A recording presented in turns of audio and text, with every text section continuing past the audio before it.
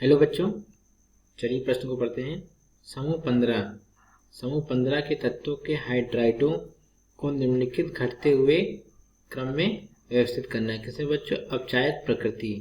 किसमें लिखा है बच्चों? अपचायक प्रकृति को क्या करना है बच्चों? हाइड्राइडों को समूह 15 के घटते हुए क्रम में व्यवस्थित करना है। चलिए बच्चों देखते हैं मुख्य अवधारणा।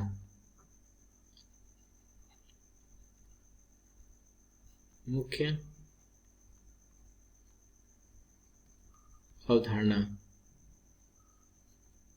देखिए बच्चे, क्रम से चलते हैं बच्चों। देखिए क्या लिखा है पहले, समूह 15 में कौन से तत्व आते हैं? समूह को हम क्या बोलते हैं बच्चों? वर्ग भी बोलते हैं आवर्त सारणी में। समूह 15 में कौन से आते हैं? नाइट्रोजन, फास्फोरस, आर्सेनिक, एंटीमनी और क्या हो गया बच्चों? बिस्मिथ हो गया। अब देखिए बच्चों क्या कर रहे हैं यहाँ पे, समूह 15 के तत्वों का हाइड्राइडो। देखिए बच्चों हाइड्राइडो मतलब क्या होता है? हाइड्राइड मतलब होता है कि हाइड्रोजन पे कितना हो? -1 का चार्ज हो, -1 का आवेश हो, तो उसे क्या बोलते हैं बच्चों? हाइड्राइड बोलते हैं। लेकिन यहाँ पर जब समूह 15 के तत्व को जब हाइड्राइड बनाते हैं ना बच्चों यहाँ पे, तो इसकी हाइड्रोजन की ये जो क्या होती है, हाइड्राइड में कितना +1 का आवेश होता है, -1 का नहीं +1 का आवेश होता है। अब देखिए क्या है बच्चों, ये हाइड्राइड बोला है बच्चों की। देखिए समूह 15 के तत्वों का बाहरी कॉन्फ़िगरेशन मतलब बाहरी जो इलेक्ट्रॉनिक विन्यास होता है कितना होता है बच्चों? NH2 और NP3 होता है। देखिए बच्चों पी में कितना होता है? पी में तीन कक्ष होते हैं। कितने कक्ष होते हैं? 3 कक्ष होते हैं, 1, 2 और 3। देखिए बच्चों हम क्या करते हैं यहाँ पे, पहले देखिए इसको भी कर लेते हैं। ये हो गया हमारा H2। देखिए बच्चों यहाँ पे कितने हो गए?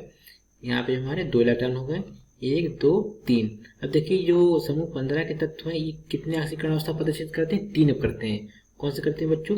+3 करते हैं, +5 करते हैं और कौन सा करते हैं? -3 करते हैं। तो यहाँ पे कौन सी आक्सीकरण अवस्था होगी बच्चों? -3 होगी। कैसे होगी? देखिए बच्चों यहाँ पे तीन क्या करते हैं? 3 इलेक्ट्रॉन रिक्त है। मतलब यहाँ पे क्या हो सकता है कि किसी से भी 3 इलेक्ट्रॉन का बंध बना सकता है। जब किसी से भी 3 इलेक्ट्रॉन का बंध बना सकता है तो क्या होगा बच्चों? इसकी आक्सीकरण अवस्था कितनी होगी बच्चों?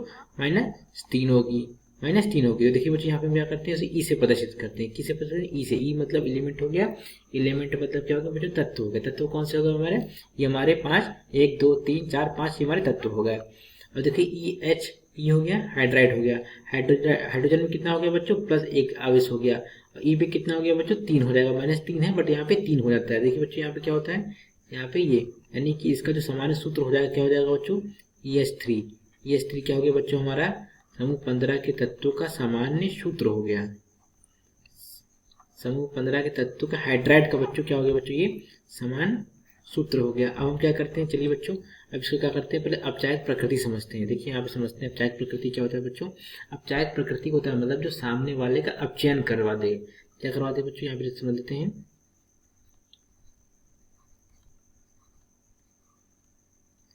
अपचायक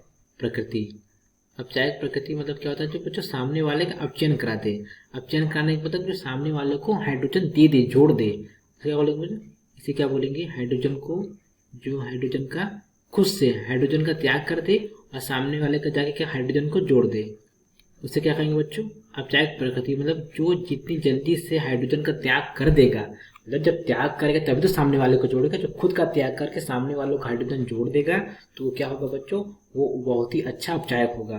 तो हमें क्या करना है बच्चों? यहाँ पे देखिए, यहाँ पे हमें क्या करना है, ये जो इसके हाइड्राइड है ग्रुप समूह 15 के, क्या करना है हमें यहाँ पे इसको देखना है कौन सा, किसकी अपचायक क्षमता, किसका अपचायक ज्यादा होगा। देखिए ये NH3, यहाँ पे इसको मैं रेड से कर लेता हूँ बच्चों। ये हो गया हमारा NH3 मतलब अमोनिया हो गया। PH3 मतलब फॉस्फीन हो गया। ASH3 मतलब क्या हो जाएगा बच्चों? आर्सिन हो जाएगा।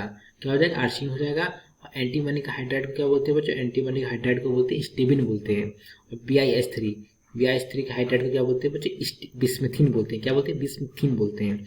अब देखिए इसमें क्या पूछ रहा है, अपचायक प्रकृति देखनी। देखिए बच्चों यहाँ पर क्या है, नाइट्रोजन और हाइड्रोजन। देखिए बच्चों हमारा क्या हो गया, नाइट्रोजन और हाइड्रोजन का जो आकार होता है बच्चों लगभग समान होता है। तो इनके बीच का जो बंध होता है, देखिए इनके बीच का ये जो बंध होता है ना बच्चों, इनके बीच का जो बंध होता है वो कैसा होता है? बंध मजबूत होता है। यानी कि बंध की जो लंबाई होगी, इनके बीच की जो बंध की लंबाई होगी वो कैसी होगी? बच्चों कम होगी। क्यों कम होगी बच्चों? क्योंकि इन दोनों का आकार समान है, और जब आकार समान है तो बंध लंबाई जब कम होगी तो बंध सामर्थ्य कैसा होगा? बंध सामर्थ्य, बंध सामर्थ्य ज्यादा होगा। क्या होगा बच्चों? बंध सामर्थ्य ज्यादा होगा, यानी कि बंध सामर्थ्य ज्यादा होने का मतलब हमें इस बंध को तोड़ने के लिए, इस बंध को तोड़ने के लिए अधिक से अधिक ऊष्मा चाहिए। कितनी बच्चों? अधिक से अधिक ऊष्मा चाहिए होगी, अधिक से अधिक ऊष्मा चाहिए होगी इस बंध को तोड़ने के लिए। अब देखते हैं, अब इसका हम तुलना किससे करते हैं? मतलब बिस्मिथ वाले से। देखिए बच्चों यहाँ पे क्या करते हैं, यहाँ पे हम इसका तुलना BiS3 यानी कि बिस्मिथीन से इसकी तुलना करते हैं। देखिए बच्चों, बिस्मिथ का आकार बच्चों क्या होता है? बहुत बड़ा होता है, और हाइड्रोजन का आकार क्या होता है बच्चों? छोटा होता है। ये हो गया हमारा बिस्मिथ हो गया, और ये हमारा हाइड्रोजन हो गया। इनके बीच का जो बंध होगा, देखिए असमान आकार है, असमान आकार होने के कारण इनके बीच की बंध की लंबाई क्या होगी बच्चों? ज्यादा होगी। क्या होगी? बंध लंबाई यहाँ पे ज्यादा होगी। अब जब बंध लंबाई ज्यादा होगी, जो बंध सामर्थ्य होगा, क्या होगा बच्चों?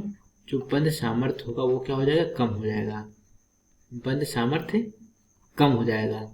बंध सामर्थ्य कम होने का मतलब अगर हम इसे थोड़ी सी भी ऊष्मा दे दें बच्चों, थोड़ी सी भी ऊष्मा दे देंगे तो ये बंध आसानी से टूट जाएगा। जब ये बंध हमारा आसानी से टूट जाएगा तो ये जो हमारा हाइड्रोजन है बहुत ही आसानी से मुक्त हो जाएगा। जब ये हाइड्रोजन आसानी से मुक्त हो जाएगा तो ये क्या करेगा बच्चों का? दूसरे वाले मतलब जो यौगिक होगा, कुछ भी होगा, क्या करेगा उसको बच्चों? उसको जाके हाइड्रोजन जोड़ देगा। हाइड्रोजन जोड़ देगा तो क्या होगा बच्चों? इसकी अपचायक प्रकृति बहुत अच्छी होगी।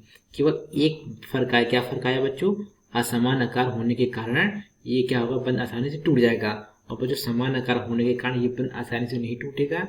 क्यों? क्योंकि बच्चों असमान आकार होने के कारण बंध आसानी से नहीं टूटेगा। क्यों नहीं टूटेगा? क्योंकि बंध की लंबाई कम है। बंध की लंबाई कम है तो बंध सामर्थ्य ज्यादा है। तो देखिए बच्चों, इस तरह से वर्ग में ऊपर से नीचे जाने पर क्या होता है? देखिए वर्ग हमारा, एक सेकंड बच्चों, इसको यहाँ पे देखिए, वर्ग में ऊपर से नीचे जाने पर क्या होता है बच्चों? वर्ग में ऊपर से नीचे जाने पर क्या होता है बच्चों? परमाणु आकार बढ़ता है। क्या होता है बच्चों? परमाणु का आकार क्या होगा? बढ़ेगा। चलिए बच्चों, अब क्या करते हैं यहाँ पे? अपचायक प्रकृति के घटते हुए क्रम यहाँ पे प्रदर्शित कर लेते हैं। क्या हो जाएगा बच्चों अपचायक प्रकृति का? देखिए ये हमारा हो जाएगा देखिए ये हो गया हमारा अमोनिया हो गया, और क्या होगा? फॉस्फीन हो गया। अमोनिया फॉस्फीन के बाद आर्सीन हो जाएगा। क्या हो जाएगा बच्चों? आर्सीन हो जाएगा। आर्सीन होने के बाद हो जाएगा बच्चों एंटीमनी के हाइड्राइड को क्या बोलते हैं बच्चों? स्टीबिन बोलते हैं। और यहाँ पे क्या होगा? बिस्मिथ के हाइड्राइड को क्या बोलते हैं बच्चों? बिस्मिथीन बोलते हैं। देखिए इनका क्या हो जाएगा, इनका क्रम देखिए हमारा ये हो जाएगा। किसकी अपचायक प्रकृति ज्यादा होगी? बिस्मिथ वाले की अपचायक प्रकृति, बिस्मिथीन की अपचायक प्रकृति ज्यादा होगी। क्यों ज्यादा होगी? क्योंकि इन दोनों का आकार क्या बच्चों? असमान है। देखिए बच्चों, मैं यहाँ पे नाम लिख देता हूँ, इसको बोलते हैं फॉस्फीन। इसके लिए थोड़ा सा बच्चों ऐसा हो गया, इसको बोलते हैं फॉस्फीन। इसको क्या बोलते हैं बच्चों? आर्सेनिक का हाइड्राइड को हम बोलते हैं आर्सीन। आर्सीन बोलते हैं। क्या बोलते हैं बच्चों यहाँ पे? इसको हम बोलते हैं आर्सीन बोलते हैं। और एंटीमनी के हाइड्राइड को क्या बोलते हैं बच्चों? SbS3 स्टीबिन बोलते हैं। क्या बोलते हैं बच्चों? स्टीबिन बोलते हैं। और ये जो हमारा बिस्मथ है, बिस्मथ के हाइड्राइड क्या बोलते हैं बच्चों? बिस्मथीन। बिस्मथीन हो गया। तो बच्चों इसमें से अपचायक प्रकृति किसकी ज्यादा होगी? बिस्मथीन की ज्यादा होगी। आशा करते हैं आपको समझ आया होगा। धन्यवाद।